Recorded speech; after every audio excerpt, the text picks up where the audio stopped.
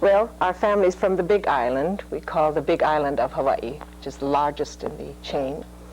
And, well, the women are the natives, and the men are the seafarers. Mm-hmm.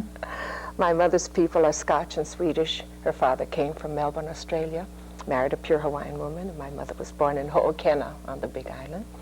And my father's people are French and German, and they came over in the ministry. And the first déchet was a steward at the Queen's Hospital when it was first built for Kamehameha IV and his queen, Emma. And they married pure Hawaiian women and stayed. They were in the legislature. And so we have a lot of native women and lots of good-looking men from all parts of the world. And I married an Irishman. So you have a great mix, which is really the characteristic of American folk tradition anyway, isn't it? True. And so the islands have something that's comparable to that. When did you first get interested consciously in the idea of developing and propagating and propagandizing for I was Hawaiian always folk intrigued tradition? with the storytelling from the time we were very little. Who were the good storytellers? Great-grandmother, grandmother. Mm-hmm. And we had several homes on the Big Island, and if Grandpa wanted to fish for popa'a, we'd go to Punalu'u. If he wanted to catch a certain kind of a squid, we'd go to Miloli'i or around to Mahukona.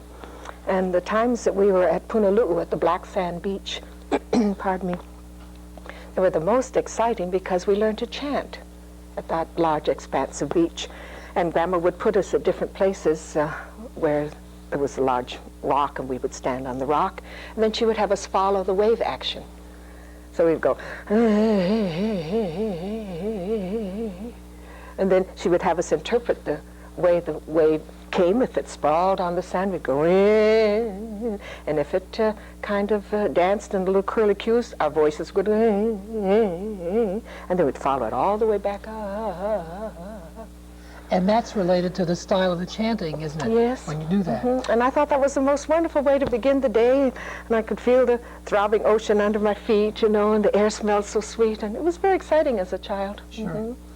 And then that led to a more conscious approach to the materials of those chants, too, because then she taught us chants of the early morning and how to greet the day as the sun was coming up. Is there one that you know? Yes, and we talk about the fragrance of growing things, and when things begin to bloom, and little things that begin to come awake and skitter along on the beach. And so she always put us into a nature frame so that we would be at peace within ourselves and feel as though we were one with nature. Mm-hmm. Is there an actual chant that you do in the morning? Oh, there are many that they would do for that specific time or that place or for the person that they were with.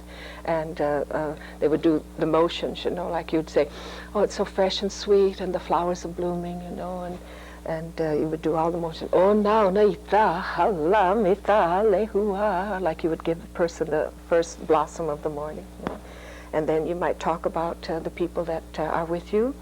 And you might extend halelehua no ianata no to whoever is with you. And you might say, I'm glad you have come to join us. If you have come from nearby, if you've come from far away, hiti mai no to.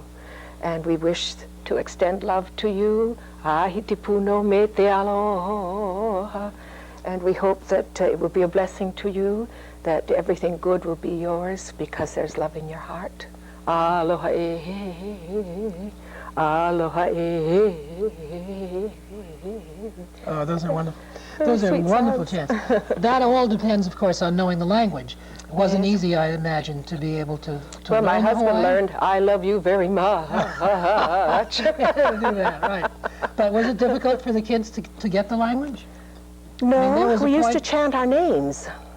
And we would lie on our stomachs and chant into little tide pools and say, ka pua ilohia, without rippling the water. But if we did ripple the water, then we'd have to start all over again. And then sometimes we would chant in the trees.